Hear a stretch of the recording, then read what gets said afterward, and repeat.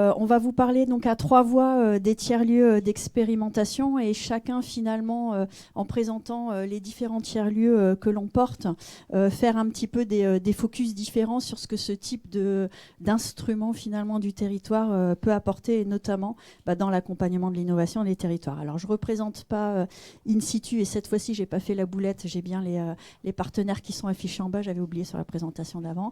Je ne vais pas rentrer dans les détails, et du coup l'idée ici, moi, pour In situ, sur les 3 minutes promis qui me sont données, c'est de faire un focus particulier. On a parlé de méthodologie d'évaluation, finalement.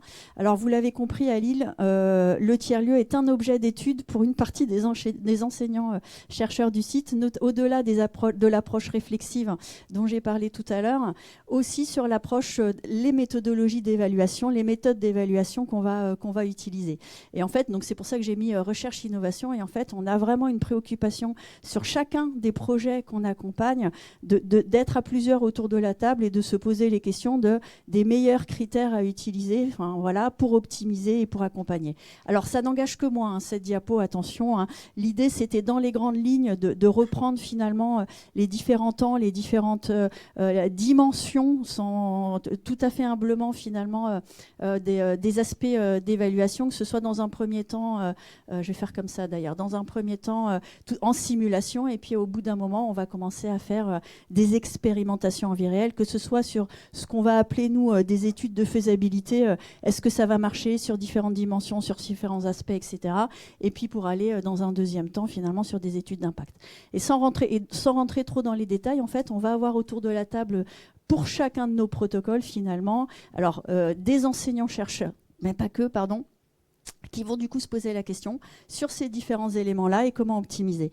Et du coup, moi, j'y suis sur les aspects très quali, analyse d'usage, d'appropriation, d'adoption, etc.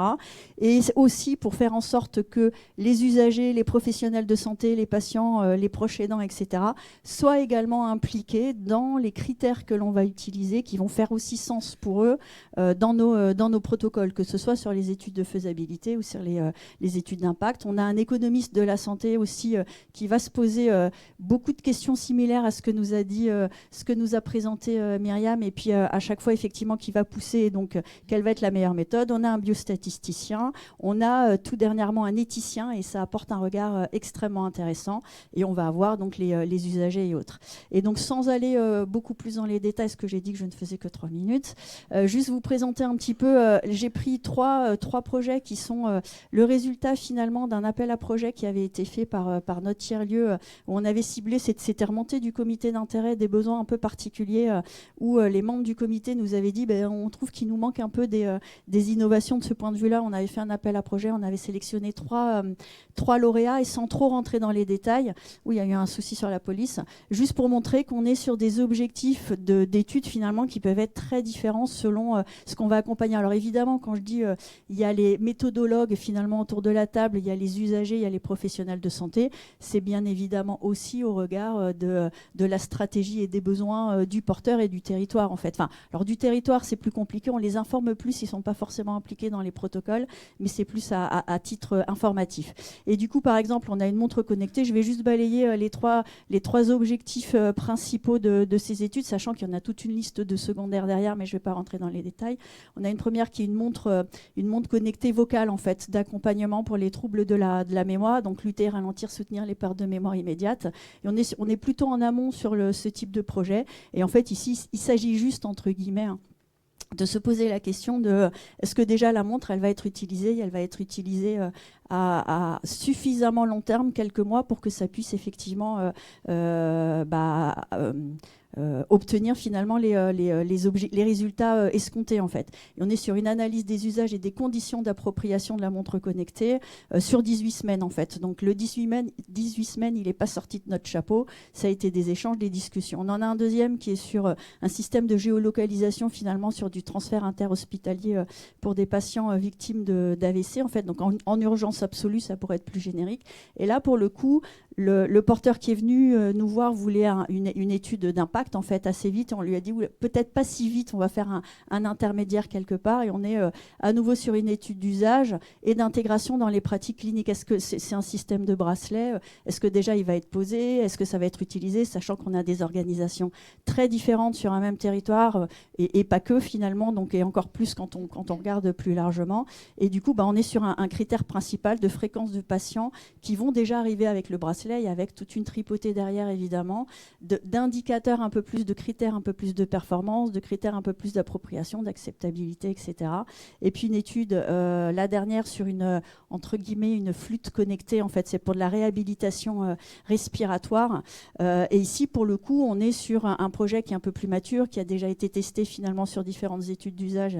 Et donc voilà, et là, on est vraiment sur montrer que la stratégie de réhabilitation respiratoire avec le système ici qui s'appelle Lorio permet de diminuer le nombre de réhospitalisations et de passage aux urgences pour exacerbation. Donc là, on est vraiment sur une étude comparative avec, pareil, toute une tripotée d'objectifs secondaires derrière. Mais juste pour mettre un petit peu une lumière sur l'importance et puis le besoin finalement de se poser des questions. Et je peux vous dire qu'on a plein de discussions sur quels sont les bons critères et quel design, quel type d'études. Donc voilà. Je prends la suite. Donc, bonjour à tous et je suis ravie de présenter avec mes deux collègues. On aime bien échanger un peu sur l'avancée de nos tiers-lieux. Donc, moi, je vais présenter donc un autre tiers-lieu qui a cette spécificité d'être sur une thématique ciblée, c'est-à-dire le handicap et l'autonomie. Donc, basé en Bretagne. Donc, on est un consortium de 5 partenaires. Donc je vais les redétailler juste après. Pour faire le lien avec ce que tu as dit, 5 partenaires qui étaient déjà impliqués dans un projet de territoire d'innovation qui s'appelle le projet Handicap Innovation Territoire. Donc pour dire qu'assez vite, quand on a vu arriver cet appel à projet, on avait dit c'était pour nous. Voilà, donc voilà, le rôle des tiers-lieux, Sylvia l'a bien présenté.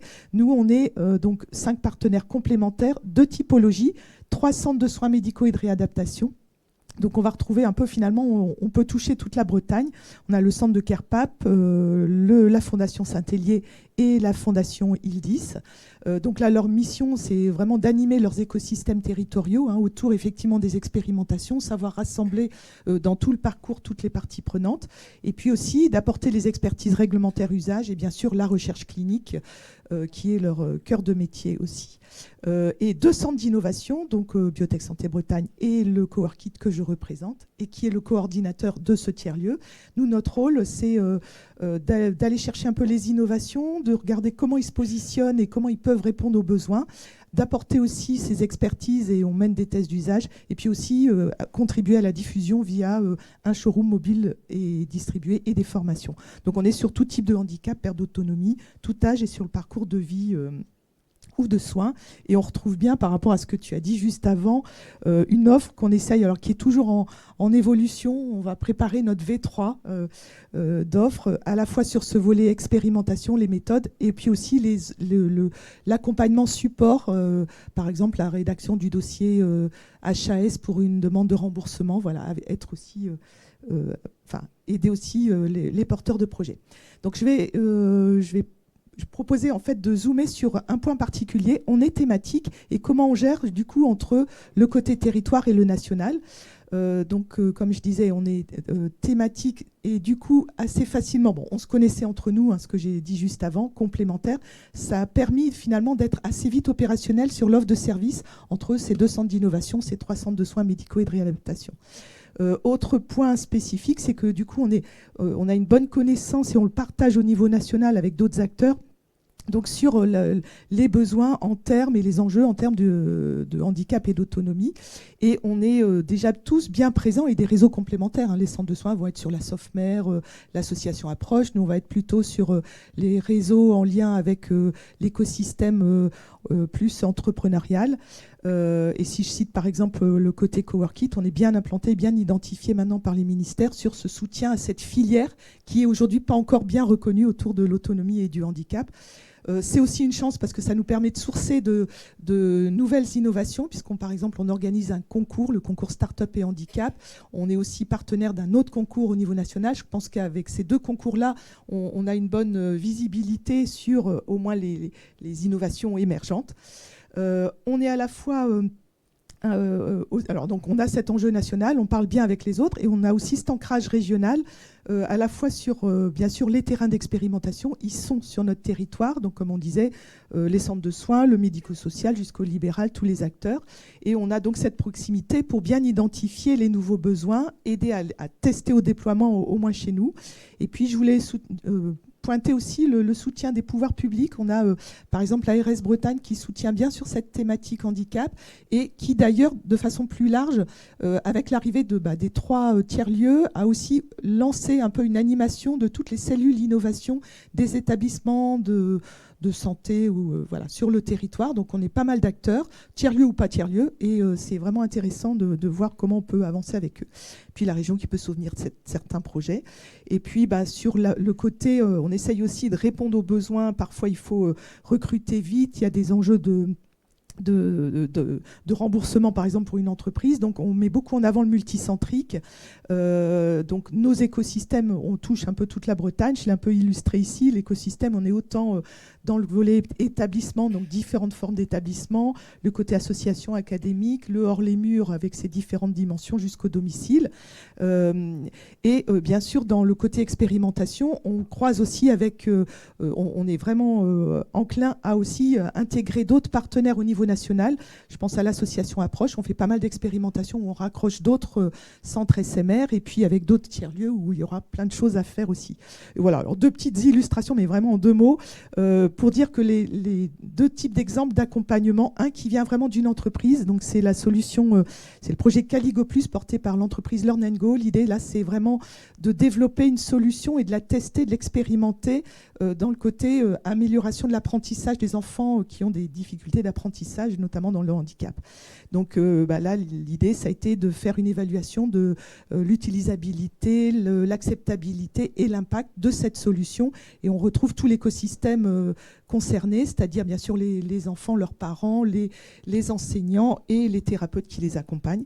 Et l'autre, c'est un autre projet qui part vraiment des besoins aujourd'hui non couverts. Donc ça partait des professionnels médecins, donc MPR, qui avaient identifié un manque de solutions qui étaient pertinentes sur la réadaptation cognitive fonctionnelle, qui reprend vraiment les activités de vie quotidienne.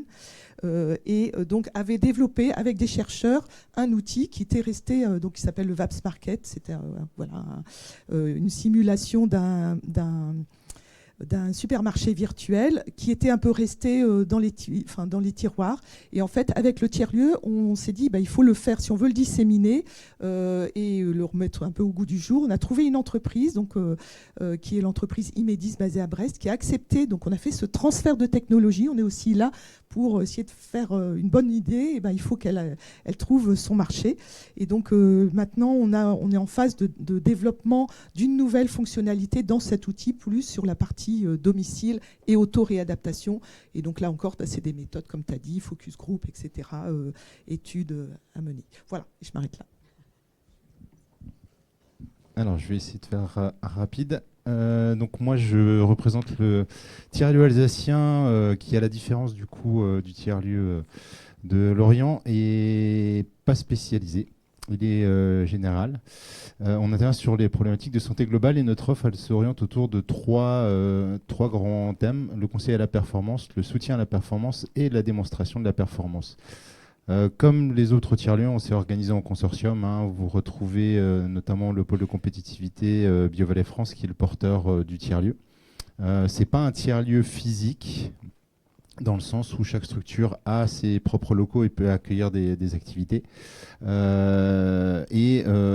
a des acteurs, vous voyez, des France Asso Santé représentant des patients, la Maison Sport Santé, parce qu'on pense qu'on a un axe assez fort sur la prévention, et puis CPTS sur un territoire rural, les hôpitaux universitaires de Strasbourg, le CHU de Strasbourg qui représente le côté très urbain. Et puis l'UGCAM qui fait le lien avec les soins de suivi de réadaptation. Je passe rapidement. Moi, dans les discussions qu'on avait, l'idée c'était de vous sensibiliser aussi sur le rôle des tiers-lieux comme intermédiaires des écosystèmes. Voilà, les tiers-lieux, en fait, on n'ont pas qu'un rôle sur ce qu'on a dit, mais ils ont aussi un rôle sur la transmission et l'émancipation, notamment avec l'intervention dans des formations. Alors ça peut être des formations, former les usagers à l'innovation et aux usages du numérique en santé. La mise en cohérence des besoins locaux aux solutions numériques concrètes, ça on en a déjà parlé. La facilitation de processus de co-conception, je ne vais pas y revenir non plus. L'accélération de l'innovation territoriale tout en renforçant l'autonomie et l'impact social. Le renforcement des écosystèmes où connaissances, technologies et territoires se rencontrent. Et l'évaluation des innovations de manière neutre et en toute confiance pour un impact fiable et partagé. Voilà, maintenant j'ai dit ça, je vais vous donner des exemples qui nous concernent nous à Strasbourg. Par exemple, on a mis en place, dans le cadre du tiers-lieu, des cycles de formation. L'objectif étant de créer, en fait, d'acculturer notamment les patients et les professionnels de santé sur les terminologies qu'on utilise dans l'innovation en santé numérique. Donc, par exemple, j'ai fait des cycles de formation auprès des CPTS pour leur expliquer comment on faisait pour développer une innovation en santé de manière générale et plus spécifiquement une innovation en santé numérique. Ce qui était intéressant, par exemple, je leur ai posé la question, est-ce que vous savez ce que c'est un dispositif médical et le marquage CE? Ils ont tous répondu oui. Et puis après, quand on leur demande, est-ce que vous savez ce que c'est un classe 1, 2A, 2B et 3? Ah bah là, par contre, il n'y avait plus personne. Donc c'était intéressant de voir aussi leur retour et de pouvoir leur apporter cette partie-là. Évidemment, la co-conception. Là aussi, l'idée est de faire émerger des besoins de territoire. Donc, on organise régulièrement des ateliers avec les professionnels de santé et les patients pour comprendre quels sont les besoins. On a notamment détecté des besoins autour du diabète gestationnel sur notre territoire, donc avec le CHU et les CPTS, où le CHU explique qu'aujourd'hui, 80% des diabètes gestationnels sont suivis par le service d'endocrino et diabéto. Alors qu'en réalité, sur toutes ces dames-là, comme le professeur en parle, il y a 80% des personnes qui n'ont rien à faire à l'hôpital parce que c'est des diabètes gestationnels simples et que ça peut être suivi par la soin primaire. Alors qu'aujourd'hui, c'est suivi par l'hôpital. Un événement qu'on co-organise du coup à Strasbourg, qui existe maintenant depuis 12 ans, on s'est raccroché un peu au wagon, c'est le Hacking Health Camp. Qui vient dans la philosophie de ce qu'on pense. C'est un hackathon qui a lieu pendant 3 jours. Pour vous donner un bilan, 12 éditions, on en est à peu près 300 prototypes qui ont été travaillés et une trentaine de startups qui ont été créées à l'issue de cet événement-là, sachant que ça peut être des professionnels de santé, ça peut être des ingénieurs, ça peut être des entrepreneurs qui portent les projets. Et puis, je voulais mettre en avant aussi 2 choses différentes. On parlait de formation. Typiquement, on intervient dans la formation NSM 5P, qui est un projet qui est lauréat de l'appel à projet compétences et métiers d'avenir. Pour la formation des étudiants ingénieurs, on intervient sur la partie gestion de projet et accompagnement au changement avec la filière santé numérique. Et ce qui est intéressant, c'est qu'on crée des passerelles, notamment, alors là j'ai mis partenariat avec DINUSA, qui est un projet de formation pour les directions sanitaires médico-sociales avec le HESP. Il y a aussi le projet SENS à Strasbourg pour la formation des professionnels de santé. Et l'idée, c'est de pouvoir justement créer de l'interdisciplinarité et de casser un peu les silos et de faire qu'on se crée un dictionnaire commun et d'acculturer tout le monde à l'innovation en santé. Et puis, un retour sur des projets. Donc, je ne vais pas rentrer dans les détails des projets qu'on accompagne, mais le bilan qu'on en fait, c'est que le fait d'avoir un tiers-lieu qui intervient dans un projet apporte quelque chose d'important. C'est notamment la médiation neutre des projets entre les porteurs de projets et les établissements qui participent à l'expérimentation et les patients. Notre constat, c'est qu'on l'a fait sur un projet qui avait déjà intégré de la co-conception dans ces processus. Quand nous, on a travaillé avec les différentes typologies d'usagers qui intervenaient dans la boucle et qu'on leur a donné le rapport, en fait, ils étaient en panique parce que par rapport à ce qu'ils avaient, eux, récolté directement, en fait, ils étaient surpris des retours qu'on leur avait fait qui étaient pas négatifs, mais qui mettaient plein d'axes d'amélioration pour que la solution, en fait, réponde aux besoins du terrain. Et ça a été possible parce que le tiers-lieu se positionne en tant que tiers de confiance. Et donc, les retours ont été beaucoup plus pertinents, je pense, que s'il l'avait fait directement. On intervient sur des données et des informations sensibles, mais ça, on est plutôt formé à les gérer. Et ce qui est intéressant aussi, c'est le rôle de coordination. On parlait beaucoup de coopération. Il faut une personne qui intervienne et qui puisse gérer cette coopération. Et je pense que c'est un des rôles des tiers-lieux. Et je finirai sur la notion de confiance, pour moi, qui est importante vis-à-vis de toutes les parties, que ce soit les patients, les professionnels de santé et les entreprises et les établissements de santé. S'il n'y a pas de confiance, on n'arrive pas à mener ces expérimentations-là. Et je m'arrêterai là pour ce retour.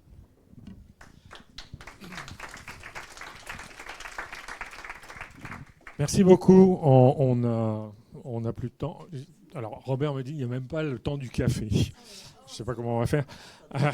Nicole n'est pas d'accord. En tout cas, merci à vous tous pendant cette session. On a voyagé finalement, puisqu'on est parti d'un système organisationnel pour plonger dans les affres de la méthodologie de coopération et de comment le numérique peut l'aider à vivre.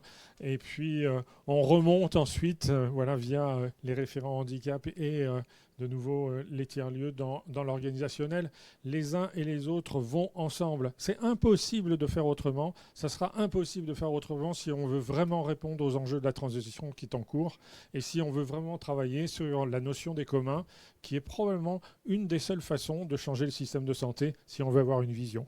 Voilà. Merci beaucoup.